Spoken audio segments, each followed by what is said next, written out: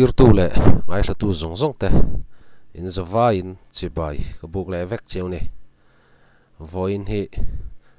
zanin hi ni som pariat thla som pakhat sang ni som ni pali zan ani towa hei ke hi video tu lai chu upload khat riu maya tlang shrileng in mi man ve wangin shitlang omna khu chitin re kha ka kopa video po karon upload regular thailova ka channel min ngai hlut sak tu zong zong te in mi hriat thiam na kha ma sai ka han deal cheuni ta se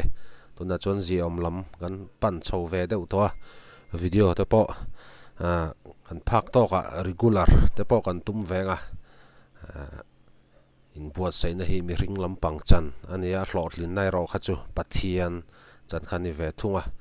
po chu ni se pathian in damna le risial na tha min pezel tura te po ngai taila an regular tura be sayang le long klai ways MLA zom tak mai pusingun lian chungan voin tlai khanin MLA area development fund atanga LED HIMARS lightning bazar veng long klaya da chu wele golden jubilee lomnan bazar veng wele kuta ahlana chumi chungchang chu zaina hianin an phang talking kan ron react ve dona tin hei kan Mizoram journalist senior z mai pulal ngeta ralte video hi karon react dona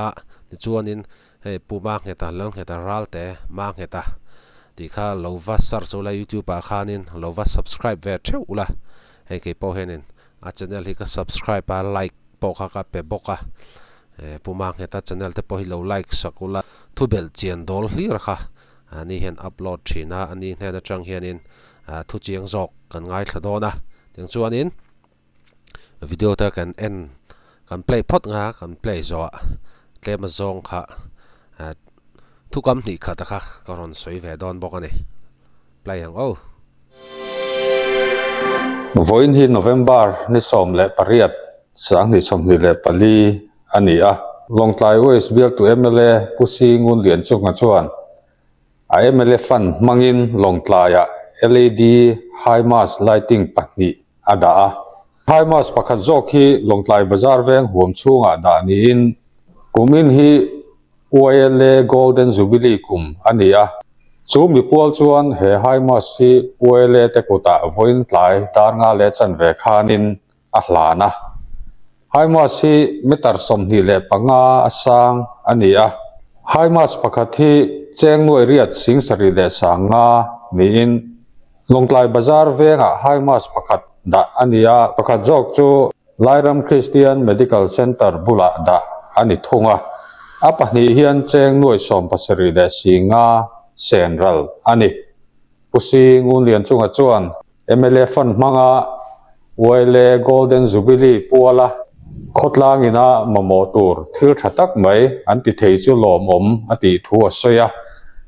he HIMARS wele kuta ahlan rual hianin kumin wele golden jubilee a wele member zong zong te du sakna hlanin jubilee chibai abu bokani ole hey voin tla zan ni somle pariat November sang ni le som ni le pali hian wele golden jubilee siap rengnan elai HIMARS si longtlai bazar wele branch ne na lom takin golden jubilee siap rengnan kalhane ya HIMARS kan wo hi OM te ne na kan pe ka hi kun sang ni le som ni le pali som ni le panga MLA fund atang in ani a zon hei wele golden jubilee dam taka ke ni hoten kan thleng te hi lom mum pati a ram rang om tele wele member zong zong te na wele golden jubilee du sakna kalan ngale kalome kha pungun lian chunga khan in voin ni som pariat tla som pakhat sang ni som ni pang li tlai lampang dar nga borvel khan in bazar wele kuta HIMARS LED lightning eng thazet mai kha a hlana ati thakop maya pungun lian chunga hi chu mi special ve deuh tak niin ka hria Longklai district tan hianin nampa ani kati ve tlat ani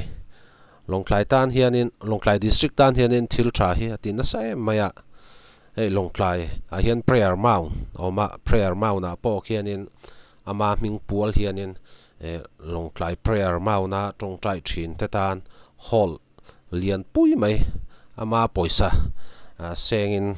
ama poisa in asale rup maya alian thakop maya an tongkai pui em maya khilai prayer mount na pungun lian chunga hall ning ka ria ming kha a ming po khan pungun lian chunga pusingun lian chunga hall ti khanin a minga tan po khan an phuang nge ati thakop maya ama poisa liu in king tianga Longklai mi pui te na an Longklai mi pui te na kan mo em mai prayer mount huna hall lian pui a han sa thei te khu faka phu ni ka ti vet la ni tiang chuanin Longklai AOC a po khuanin pungun lian pusingun lian chunga chol buk nin ka ria chu sale a khu po khu an mang tangkai le khop maya Longklai AOC lampang khuanin pungun lian chunga hi min ngai tlom tak le pakom nuam tak mai ni in ka ria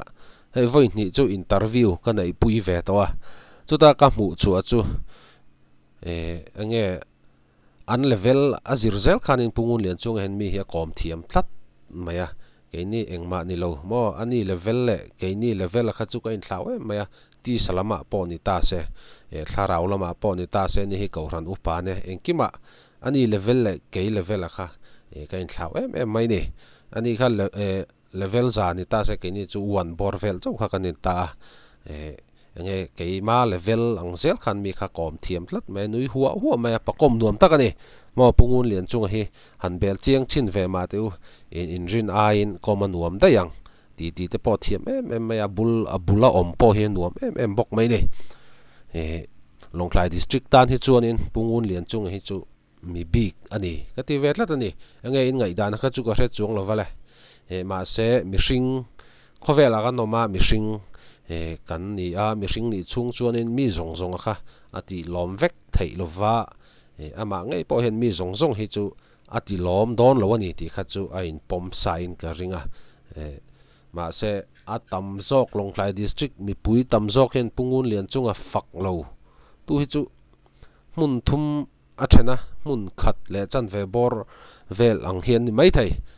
chung tia khop chon Longklai district tan hian pungun lian chunga hian in na thok na sem maya a bial tan chau po ni lo bial dang tan po hian na hi thok na sa ni chung tia khop chon Longklai mi pui hian kan chor na sem maya ama hian pezawa pa fel takani kan ti to kha ting chuanin hei zanin na po voin ni som pariat zan tlai lampang dar nga borvel po khanin high mass eng thazet mai panni ngot mai MLA fan na tang khanin Longklai ko pui chunga manata na pele rup maya hei tangkai don khop maya Longklai hian in high mass kan la nei mi lawa tu ni kan voi khat nei na tur ania ku bazara khwanin sang taka ding lua maya tuna hian ona eng thap pup khop maya chuanin LCMC Longklai college veng LCMC damdoin bula khian pakhat khada le boka di chuan bazar lama pakhat ada boka pakhat mana hi nuai riat le singa khania tau che khop maya di chuanin panni aleita a panni aleina sen so khan nuai som pasari le singa pui takani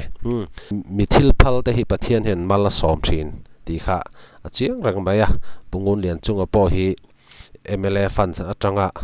heng hai ma sa lei te hi Longklai kho pui chung mi te hian kan mang tang kai don khop maya kong eng kima current om lo lai point a eng thei mai dona solar mang te point a eng thei dona eng a fi maya